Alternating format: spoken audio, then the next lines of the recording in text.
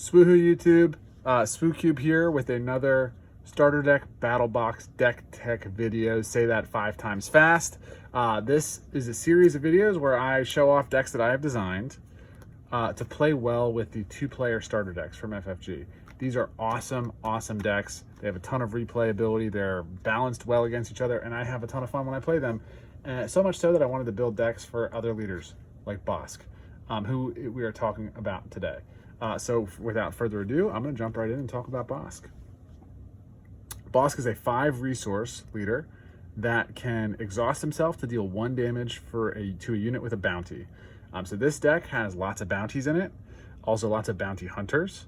And if you can also give that bounty unit a attack boost, a stat boost, which does also play, and we play some of our own units that have bounties in this deck. Now, when you flip Bossk, he's a 4/6 on 5, which is pretty good stats for the cost, and has the bomb ability that when you collect a bounty, when Bossk is a unit, you get to double the effect. You get to collect it again, which is just nuts. Like, doubling things in card games is always so fun. I fell in love with Bossk the minute I saw him. I knew I was going to build him, and I've been tinkering with this deck for a long time. Now, I am playing Bossk as a mono red deck. So the base is Spice Mines. I built 4 versions of Bossk. I built a Bossk yellow, Bossk green, Bossk blue, and finally Bossk red deck. The red version spoke to me the most. I felt like it was the most mechanically interesting. I felt like it kind of fit the feel of what I envisioned a Bossk deck to be the most. And so I'll kind of explain that as I go along without wasting any more time poeticizing about my journey. Let's just talk about the results. So on the ground, we run 3 Dengar. This is kind of unique for the decks that I design. Typically, I try and keep unique units to a 1-of in decks. But Dengar is so important to what the deck does. When you play an upgrade on a unit, you may deal 1 damage to that unit. The upgrades you're playing on units are almost always going to be bounties that you're dropping on your opponent's unit. So Bossk is really kind of part of the engine of this deck. He's also a very cheap bounty hunter that plays well with another cheap bounty hunter that I run as a 3-of, Bounty Guild Initiate. When played, if you control another bounty hunter, you can deal 2 damage to a unit. So these guys, they're not going to be winning a whole lot of combat on the ground, but they do kind of pew damage around, and really kind of help get this deck going the way it wants to go. More cheap bounty hunters. We run 2 Ruthless Assassins, which it's a small overwhelm bounty hunter, kind of fills the curve, does what we want. It's not the strongest card in the deck, but it certainly isn't the weakest. First Legion Snowtrooper, amazing in this deck because it's really easy to put damage on opposing units. So often this guy's attacking as a 4-power overwhelmer. On to the 3 drops. We run 3 Cell Block Guards. There are not many other Sentinel options or any other Sentinel options in mono red villain. So Cell Block Guard gets the nod. And kind of flavorfully, I'm okay with there being some Stormtroopers in this deck.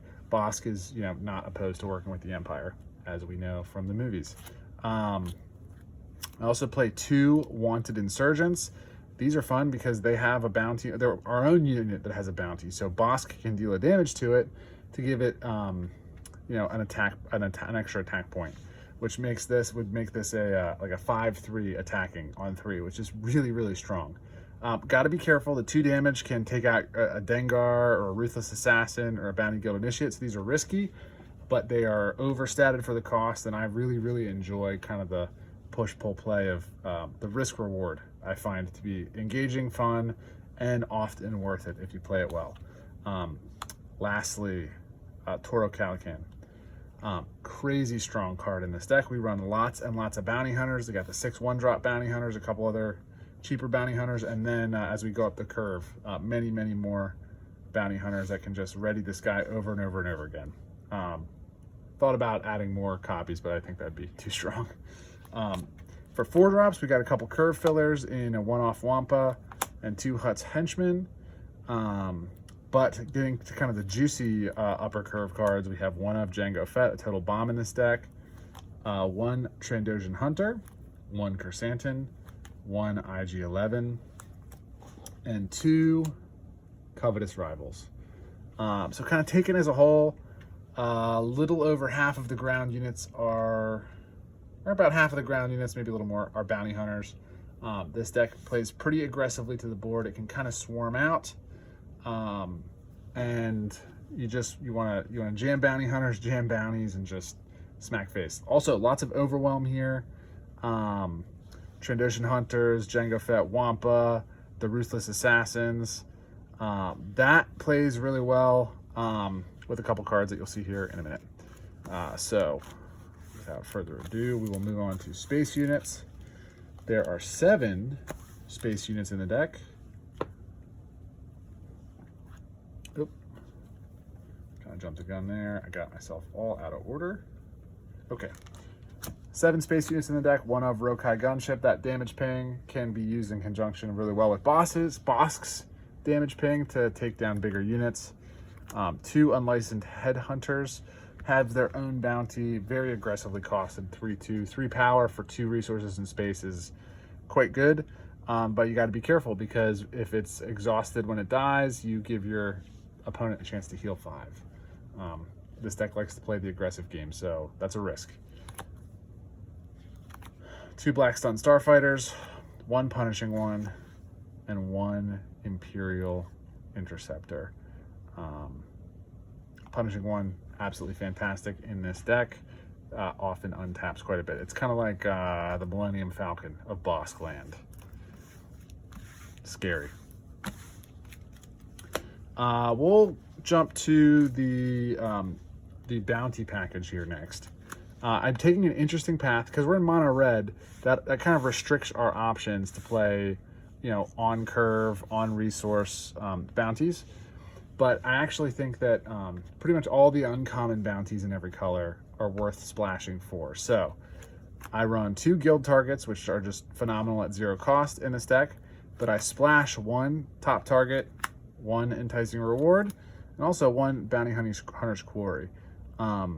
These are totally worth, each of these are worth playing 3-4. They turn on so many aspects of your deck that I felt that it was actually just totally fine to splash them. And it kind of lands the deck at a power level that I feel like is appropriate. One of the things I was running into as I was building Bossk in other colors and just jamming, many copies of the on-color, of the 2 colored on-color bounties, he felt way too good. So restricting it to mono red is kind of is a balance thing. It's a mechanical thing. But I love all these bounties, so I wanted to have access to all of those bounties throughout the game. Also playing 2 rich rewards and 3 death marks to draw into all of your cheat bounty hunters and bounties and just kind of keep this aggressive mid-range engine going. Bossk plays a pretty strong tempo game, and you need these to help pull that off. Lastly, 1 arm to the teeth. Really love playing this on those overwhelm units. Throwing this on a Jango Fett and then buffing up a Wampa can be pretty scary. Last but not least, the upgrades, or what are they called? Events. So the events of the deck, we run 1 bounty posting. This gets resourced a fair amount, but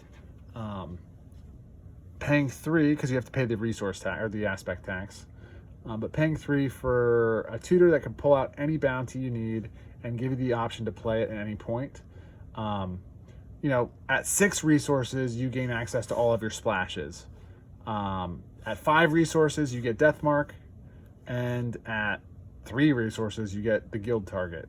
At 4 resources, you get the rich reward one. So this kind of comes live the turn you drop Bossk often, or the turn after, and that's right around the time of the game that you want this to get them to maximum impact. When I was playing like Bossk Yellow and running multiple copies of this, it just felt stupid. But in having to splash pay a little bit extra for it is totally fine. This is your toolbox in a can, and it just does tons and tons of work in this deck when you find the spot for it. Don't try and just jam it in because it's cool and you want to do it. Find your spot, get it in. Don't be afraid of resources if the board is not playing to the card, but it's a ton of fun when you can pull it off. Headhunting is one of the highlights of the deck.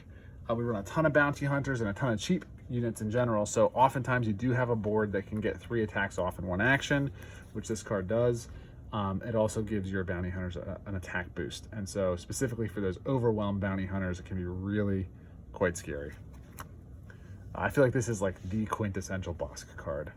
I am running 2 Daring Raids as some additional removal, a Confiscate, and 2 Open Fires. This is a placeholder, but it will be an Open Fire when my Open Fire resupply comes in the mail, because I have used all of them. No surprise, it's one of the best cards in set 1. So that's the deck. Yeah, not much else to say about it. It is one of my favorite decks that I've built.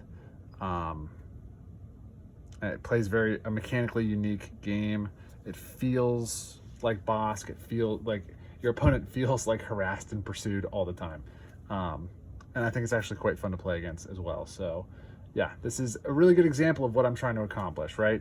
It's not super hyper tuned to be the most competitive deck. Like, you will absolutely lose if you bring this to locals and play against meta decks, but in a kitchen table environment, you know, you could play Bossk against Mando or Moff or Luke or Vader or any of the other decks in my battle box and probably have a great game. And that's what I'm trying to accomplish. So sleeve this up, play it with your family, play it with your kids, play it with your friends, play it on your game nights. Let me know how it goes. And please, if you enjoyed this content, toss me a like, toss me subscribe. Helps me grow the channel, helps me know that what I'm doing is finding a willing and receptive audience. So thank you for your time.